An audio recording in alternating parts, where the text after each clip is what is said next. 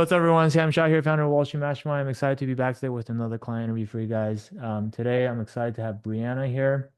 Brianna is one of our Rockstar students who just finished going through the summer 2026 recruiting process and was able to do so successfully and land an offer at a very cool shop, actually. I'll let her tell you about herself, but we've been working with her for I guess since the end of your freshman year, right? It was like basically sometime Mhm. during freshman summer when you started.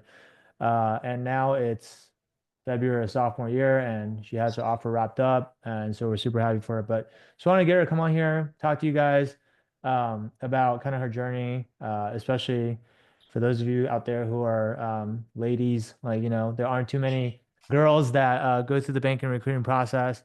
And so, Brianna, thank you for spending some time here with us today. And to kick things off, maybe you could introduce yourself real quick to our audience and let them know kind of who you are and what your background is and just kind of what your story is. Yeah, of course. So I'm currently a sophomore at Penn. I study physics with a concentration in business and tech. Coming to college, I was in this like healthcare dual degree program on the pre-med track. Hmm. As since I'm in this interview, I strayed very far away from that. But I think because Penn has so many finance clubs, I got really sucked in. I was really interested in markets. And Hmm. so I decided to switch to investment banking pretty late compared to my peers. I decided in end of freshman year, Hmm. which sophomore, we usually junior recruiting starts like in the beginning of sophomore year. So Yeah. that's how I found about this program and landed Yeah. an offer at an RX shop called Sarah. Yeah. So really happy with where I ended up. That's awesome. So what first of all, huge congrats on the offer. Sarah's very cool shop. What did it feel like when you got the offer? I cried. I was You so happy cried? to be done. Wow. Yeah, Like you literally because cried. my super day was in person, Uh-huh. and so I didn't realize how exhausting it was to like Uh, have it to like commute and then come back on the same day, and then I had yeah. a midterm the next day. Yeah. So I was like, wow, like I'm Wow. done. Did you have to take the train from Penn to New York or did you fly or Yeah, I had to take a train. It wasn't as bad as some other people, so I really can't complain. uh-huh. But I came back at like midnight, so I was pretty Wow. exhausted. Okay. And then when did you find out? Did you find out the next day or Yeah, the next morning. okay, before your midterms? Yes. Okay. So that made things a lot better, I guess. Yeah. I mean, I had other interviews lined up, so it felt like good to like be secured and like Yeah. not feel the pressure to Yeah, keep going. for sure. And also mattered less how well you did on your midterm too. Yeah, for sure.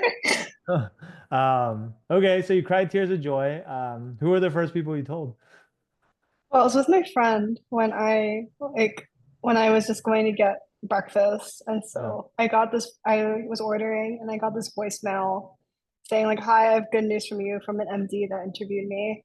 And then okay. like I picked up the call. Yeah, gotcha. Nice. Yeah. Awesome.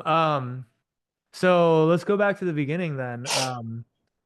Obviously, you decided to switch from pre-med to investment banking or more the investment banking track towards the end of your freshman year. And then that, like I said, that's kind of right around when you joined Wall Street Mastermind. So just reading between the lines here, then prior to Wall Street Mastermind, then you like had you been doing any preparation on your own, or was this kind of like, hey, I know I want to do this now, and I'm just gonna go like all in and get as much help as I can? Like, Mhm. which one is more accurate for kind of what your situation was? Well, I'm coming to Penn. I went to study physics, and Yeah. so when I decided I didn't want to be a doctor anymore, I first like went to career services, see what physics majors do. Turns out most people here go into quant. So I considered quant for a very long time. Mm, And then because I didn't know the difference between like a hedge fund and a quantitative hedge fund, things like that. mm, So I accidentally networked with people in like broad finance who like just kept talking about investment banking. mm, And then I realized it was for me, it was more like I want to try this. I didn't like this. So I'm gonna see the next best option. I realized mm, it's not a suit for me. So that's kind mm, of how I landed 2 investment banking, Yeah. but all my peers are like in so many finance clubs, and I was not in any. So Mm, if I wanted to make a switch, I would need extra help. yeah, gotcha. Um, and I gotta imagine because like not everyone goes to school like Penn, right? So I don't think everyone understands kind of what that environment is like. I feel like Penn is a very unique environment because we've worked with, I don't know, at this point, probably like at least 50 students from Penn. It's like probably Yeah. our top school in terms of where people come from. Because everyone at Penn is trying to do is Yeah. trying to get into banking, right? Yeah. And so when you're in that type of environment, also like everyone that you're competing against or everyone around you, it's like a lot of them came into Penn or they chose to go to Penn in the first place because they knew they wanted to do finance. And it's like as soon as they step Hmm. foot on campus freshman year, they're already like joining all the feeder clubs, like you said, and they're already like doing internships and networking with bankers or alumni and whatever. And so like to come in at the end of like I think for people that don't have that context, they might be thinking like, what are you talking about? Like you're end of freshman year, like what do you mean you're behind? But it's all relative to like your most direct competition or the peers that you're going up against, right? Like if they've been doing this for the last 9 months and you're just getting started, then there's a lot of catching up to do, basically. Yeah. I Yeah. mean, so the thing about Penn is that since it's like the number one feeder school, my competition is literally Penn students. Yeah. So at the end of the day, I'm not competing with everyone's applications, just the Wharton kids, like quote unquote. Yeah. So I think that was the biggest pressure. But then I think there's so many different banks that look for different things. A Yeah. lot of them like know what common clubs are in Penn. So some people look for Yeah. different things Yeah. or for character. Like Yeah. there's like also so many other things too. So it wasn't as bad until I was really happy with my resume. Yeah. And you weren't in Wharton because you were No. majoring like pre-med and all that, right? Yeah. So you also weren't like taking all the finance classes or business classes and yeah, you Mhm. probably didn't know as much about all the clubs and things like that either, right? Yeah. Okay, gotcha. That makes sense. Um, so then what was it like? Well, I guess like so I don't know how you found out about Wall Street Mastermind, but then like because I know you felt like you needed the extra help, but there's so many resources out there nowadays that you could have gone with, right? So like what was that decision making process like, or like what made you want to work with us specifically as opposed to, I don't know, a number of other things you could have done, right? Well, I know a lot of people do like the breaking into Wall Street guides, but I think Mhm. from my position, since I was in a dual degree program that was a Mm. feeder to Ivy PhD and Ivy med schools, I was Mm. already in such a good position for like a career that I didn't want. I Mm. knew that if to leave that program, I needed to have a program that would like almost secure me or feel Mm. secure. And I think compared to other, I did a lot of research. I don't really remember where I looked into, but I felt like Wall Street and Osterman was the most credible. Mm. I I think What there's a made, lot of yeah. ones I feel like I'm getting scammed. So There are a lot of scammy programs out there for yeah. sure. We unfortunately do get students come to us from other programs and they say like, "Oh, I've paid this program like $5,000 or I paid this program $8,000 and they did nothing for me and after they got my money So they just like started ghosting me whatever or like sometimes even if they don't ghost like they're just not very helpful and then so then they come to us and then we try to help them but um I'm curious though like what how can you tell if a program is at least when you were going through, it sounds like you were very methodical about like your due diligence, right? So like how how do you tell like what programs felt scammy to you versus like which ones were more credible, I guess? I'm well, firstly I looked at like Reddit, Wall Street Oasis, seeing like unhinged comments. And I think after that I looked at the videos. I think Mm, something unique about Wall Street Mastermind was all the people that like mm, were listed there. And I saw that there were a lot of connections from Penn that did it. So I felt more secured that people I knew were doing it as Yeah. well. Yeah. And I think the first call I had with who was the guy that does the introductory calls? I think you spoke with Patrick. Yeah, I think that calmed me down. I think it made me feel like, yeah, this is real. Mm, It was gotcha. like, yeah. Yeah. Okay, so knowing that a lot of people that in your kind of school have done it, that obviously helps because you don't want to be like the first person to go through a program because then it's hard to know like you might be the guinea pig, right? Yeah. So you want a program with like a long track record, has worked with a lot of people.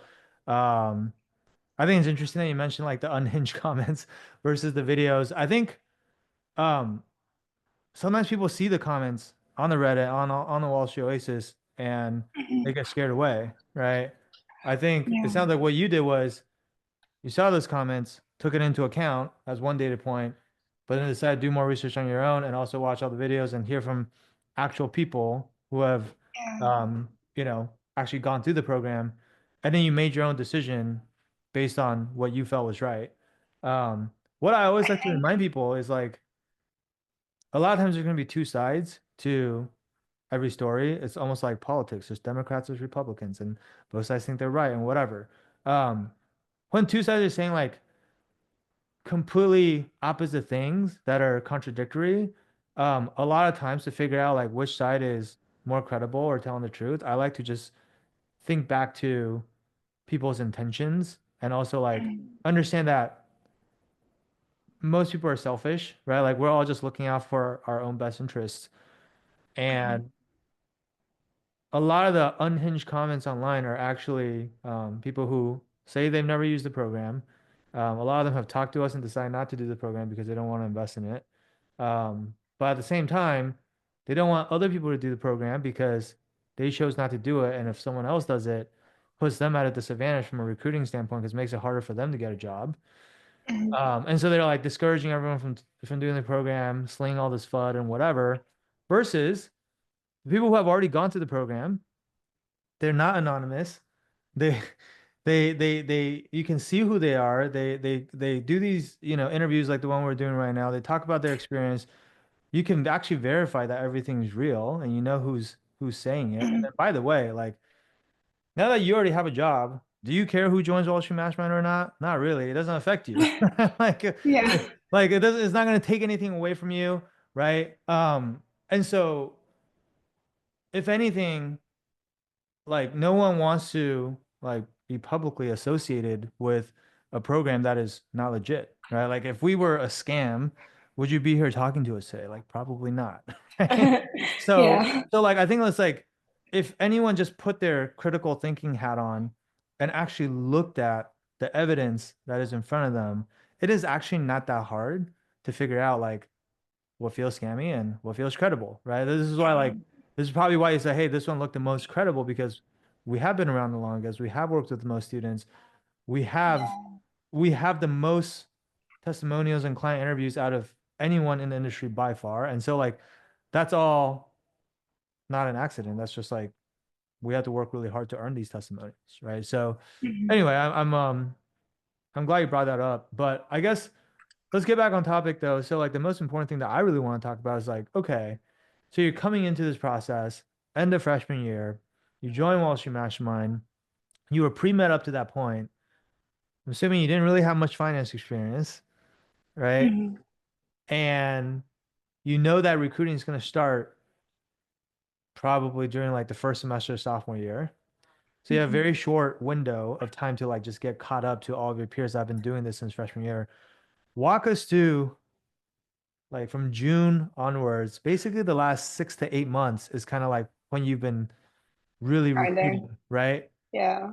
What were the things that you had to do to get from just being a pre-med student with no finance experience to now having a restructuring offer? Like, let's say, like, what are like the two or three most important things that you feel like you worked on, I guess? I think and since I was pre-med, I also had the most pre-med resume. I Yeah, know flat out, even if I want to get past the resume screening, I need a good resume. yeah, So I did. Like I think over the course of last semester, I did 3 or 4 internships, Wow. which I thought I was gonna die, but I got through it. And then I took 2 leadership positions in clubs. I like Yeah. did like the typical what you do for college apps, like the well-roundedness, leadership positions, extracurriculars, Yeah. finance internships, and so I like when I was doing these internships, I also realized I wanted to craft a story with it. Yeah. So I ended up doing a search fund, a VC, and currently doing investment banking.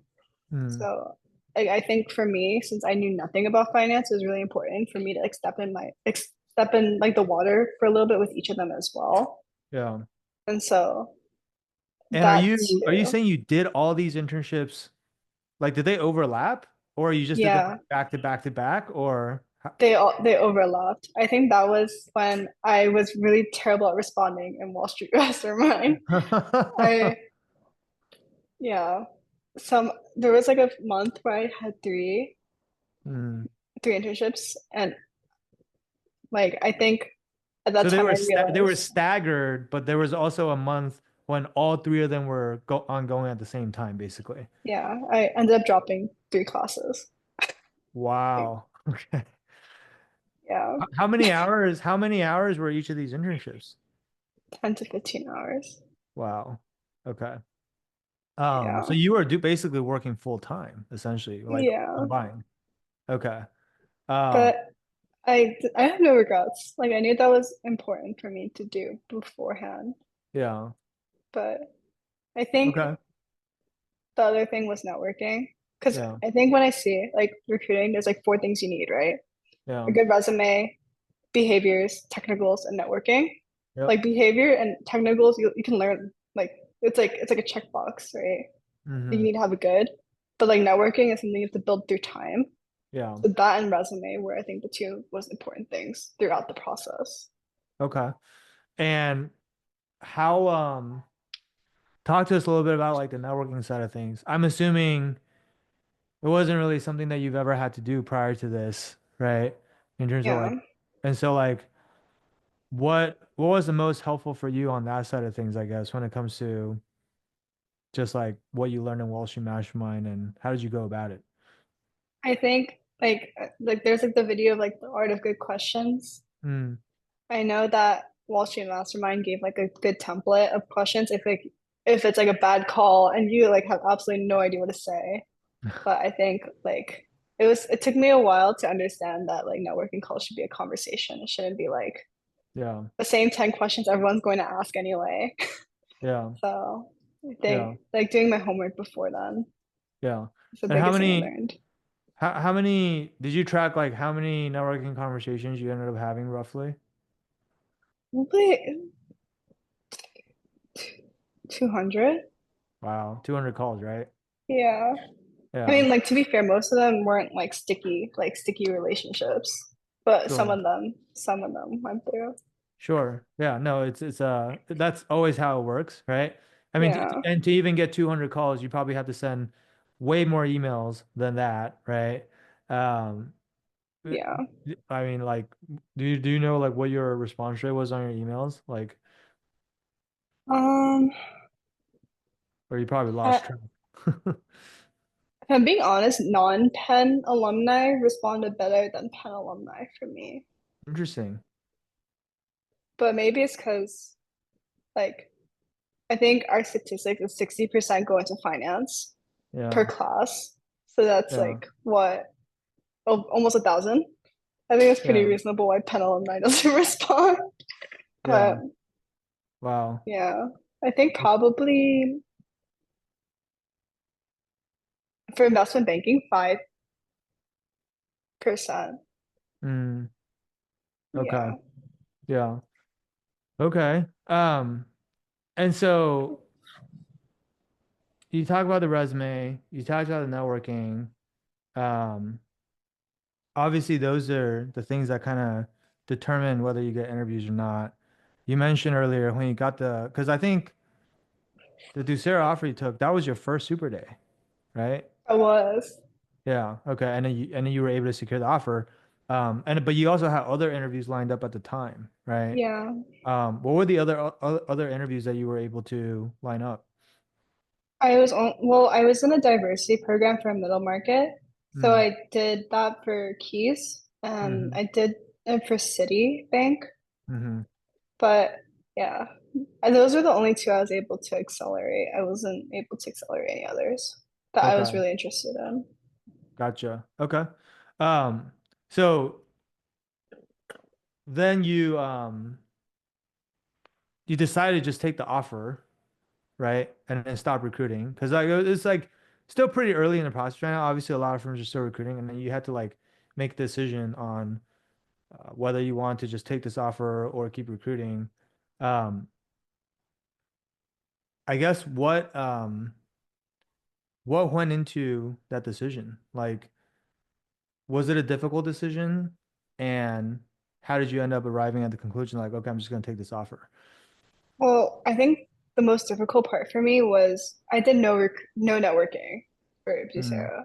mm, So like with other banks, I feel like since I talk to people and then I did an interview, I feel more I know what I'm getting into, but for Ducera, I feel like when I was interviewed, I was also networking as well. mm, So I think my perception of it was really hard because Ducera is so small. There's not that many people. yeah. If that, the response rate is terrible. No one responded back to me before I got the offer. But like I remember during my super day, it was four back to back. Yeah. I think my third interview was running late and I really had to go to the bathroom. I went to the Yeah. bathroom with a late with this girl and I like talked to her for like 20 minutes. Turns out she was like in the C-suite. And I was like, I think like that kind of stood out to me that like the senior leaders are so it's like such a flat structure that I can talk to such senior people. Yeah.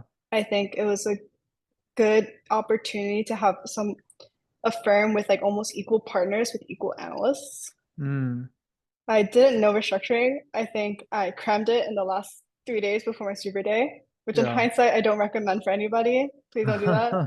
Yeah. But it worked out for me, so can't really Yeah. complain. Um, you said so you were going to the bathroom. This is such an interesting, and then you was she just also going to the bathroom, or how did you guys start Yeah, talking? we just well, HR walked me to the bathroom. Mm, Ran so and this other person was opening the door as well, like same time. And uh, then she like I'm wearing a suit. It's obvious that I'm getting interviewed. So yeah. she was like asking me about the process, about how it's going and whatnot. And then Ducera has like really odd paintings if you ever go. It has like this there's like this rainbow Monopoly man. It's Okay. really weird. So I was like we were just talking about like all like the architecture and like all the paintings they do from the C Yeah. from whatever the CEO brings. Uh-huh. And then we just kept talking. Like it just felt like I don't know. Like when you're like taking coffee and you actually spill it on someone and you just keep talking because you feel bad. Yeah. Like it was just really casual, but I think I was really appreciative of Yeah, that. that's awesome. So it just made you feel like more at home, basically. Like even Yeah, though someone so did you know she was a C-suite person at the time? You I thought had it was no just like idea. you thought it was just some lady, basically. Yeah, Okay. And then how did you realize that who she was after the fact? I only got her first name. I did a lot of LinkedIn stalking. So this was after you left, after you so she didn't even tell you who she was. Okay, wow. Okay. Yeah. Um, okay, so that really like left an impression on you. I mean, weren't you nervous hmm about like having to get back to your interview? Like your interviewer is just like waiting for you for 20 minutes? Well, he actually came in after and Oh, he like looked surprised. He was oh, like, okay. "Why are you two together?" Face expression. So, Gotcha. yeah. And now it all makes sense. Okay. That is cool. That's a very cool story. Okay. So then speaking of like restructuring interviews, to your point, like, we haven't talked about the interview prep. Um, talk about kind of like the interview preparation process that you went through, both like restructuring and just like the general interview prep. Because I know like the most of your time in the hmm program was spent on like general IB prep hmm because you probably didn't even, it sounds like you didn't even think you were going to interview for restructuring until you got this interview. And then once you got this, you only had a few days, right? Yeah. But like talk to us about like the behavioral prep, the technical prep, um, on both sides of those things, like what was the most helpful aspects for you, I guess? I think for technical prep, I learned like at that time, I learned a lot of familiar words through one finance class I took and my IB internship. Hmm. I found the videos helpful, but to be honest, I watched them all like 4 times because Wow. like for me, it's really hard to remember. Like I need Hmm. to keep hearing it to remember it.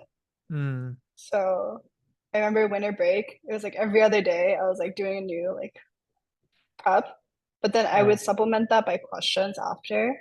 Yeah. In terms of behavior, I found the person that was editing my answers really helpful, but Hmm. because everything was so accelerated, by the time Hmm. I finished, I only got it checked one time, but after that, it seemed like it was in good enough shape. I'm not Hmm. sure. I guess it did. But I guess you got the job, so it must have been good yeah, enough. I found it really so I didn't know anything about Distiller. I applied because my friends were applying, if I'm being Hmm. honest. Hmm. Um, but when I got the first round, I saw that there's one person on Wall Street Mastermind that interviewed. Hmm. I ended up connecting with him, and he like grilled me for like a few hours about Hmm. like what they asked him, and Yeah. so he would like turn it back and like keep asking it until I got the answers right, which I Hmm. found useful because those were the questions that ended up I was being asked. Yeah. So it was really nice to. You found out he interviewed Ducera through the interview questions database, or how did you find out? Or I told you about it, or No, someone like I think someone in Slack was just like anyone interviewed for Doucette question mark, gotcha. and then like yeah, Okay. So basically on the technical prep, obviously you were coming in with not like a super financy background, so you didn't have a lot of like yeah, the foundation on the technical side. So you just went through our technical curriculum 4 times actually, which one of like, I mean, in case people are not getting this, clearly Brianna works extremely hard, doing three freaking internships at the same time, going through the technical content 4 times. Like, not everyone does that, right? And so, hmm one, obviously, at least from the work ethic side, I know you definitely have what it takes to be in banking. Um, and then on the behavioral side, obviously, the edits you're talking about, just for people who don't have context, is like we have all of our students draft out how they want to answer all the most common behavioral questions that you might get asked. And then we have coaches go through and edit all of your answers for you and make sure that it's good. And you found those. Usually we do 2 rounds of edits. Sounds like you only had time to do 1 round, but even those comments you found were really helpful for you, basically. And then the last piece that you're mentioning is like really the community aspect, which I think when you join something like Wall Street Mastermind, there's so many other students that are either like going through the same thing that you're going through or have gone through what you're currently about to go through, right? And so a lot of times like people ask us like, hey, the interview coming up with this place, do we have any alumni there that we can talk to? Which is what I thought you said, but this is slightly different, right? Sometimes just like other students that will ask like, hey, is anyone interviewing with this firm? Because they're also going through it and you can talk. We have a lot of students that even like do mock interviews with each other. Sounds like that's kind of what you guys did. In addition to like doing some with the coaches, of course, but and so it's just really helpful in that way. And then like we have an interview questions database where people drop their questions that they got from actual interviews into the database, ask their interviews, and then like in the future, if other people have interviews with the same firms, they can go into the database and see what questions have previously been asked by this firm, and then that way when you're preparing, you're not just preparing with the same 400 questions that everyone is studying, like you can study the exact questions that this firm typically likes to ask, right? And that's not to say that they will ask the exact same questions to every single person. But a lot of times the questions can be very similar, right? And there have also been instances actually when they don't change the questions at all. And people come back yeah, and say, Sam, I got the exact same questions that are in the database. Like that does happen too. Like sometimes the firms are lazy or they have a set list of questions that they ask. And so like bottom line is like, I mean, it's not just for recruiting, but in life in general, like whatever it is you're trying to do, you got to find your tribe, right? You got to like find that community of like-minded individuals who are like, working towards the same thing as you. And especially if you're trying to do something that's really hard, it just makes the process and makes that journey a lot less lonely and a lot less I'm not gonna say it's easy, right? But less difficult, right? It's still difficult, but Mhm. less difficult. And it doesn't have to be as hard as it normally is for most people. Because I think for a lot of people when they go through recruiting, they're doing it on their own. Or they feel like they have to do it on their own. Or like a lot of people, especially at a school like Penn or Wharton, where I think it's pretty cutthroat, right? Like people kind of view each other as their competition. So it's like if people have information or they know what the interview question is going to be, or they know about a certain opportunity, like most people are not going around sharing it with their competition because if you get the job, that's one less job for them, right? And so to the extent that you can find a community that you can become a part of where everyone is helping each other out, everyone's lifting each other up, not viewing each other just as competition, then that can be a beautiful thing, right? Um, on the on the restructuring side of things, since you did recruit for that, I know that's like for people who don't know, restructuring has different technical questions than like your standard IB interview.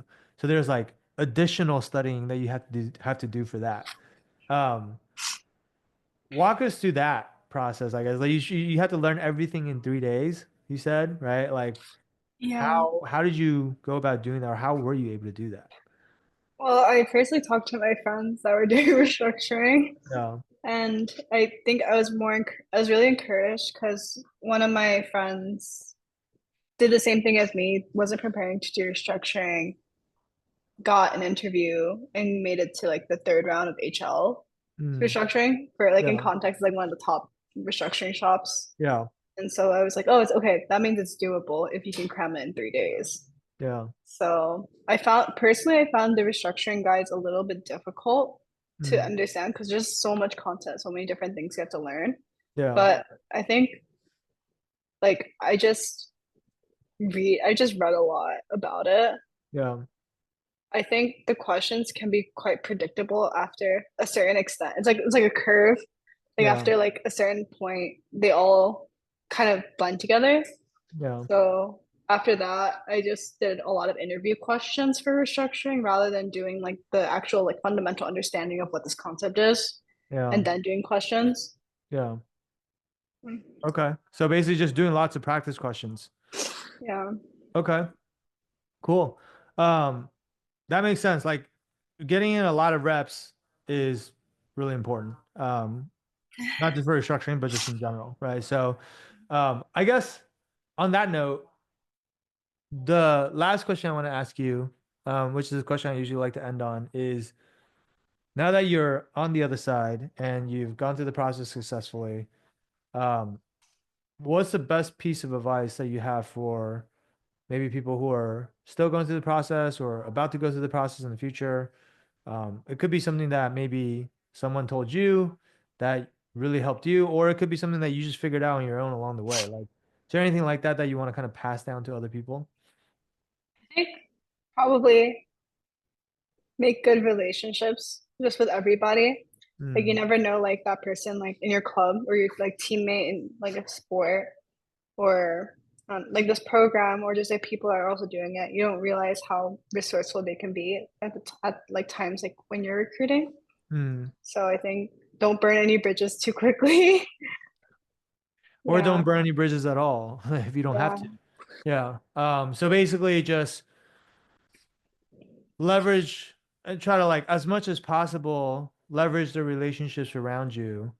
Um, mhm, and get as much help as you can is kind of what I'm hearing. Um, yeah, but you also have to surround yourself with the right people, I guess, uh, mhm, for that to actually work. Is that right? yeah. That's true. Okay. Awesome.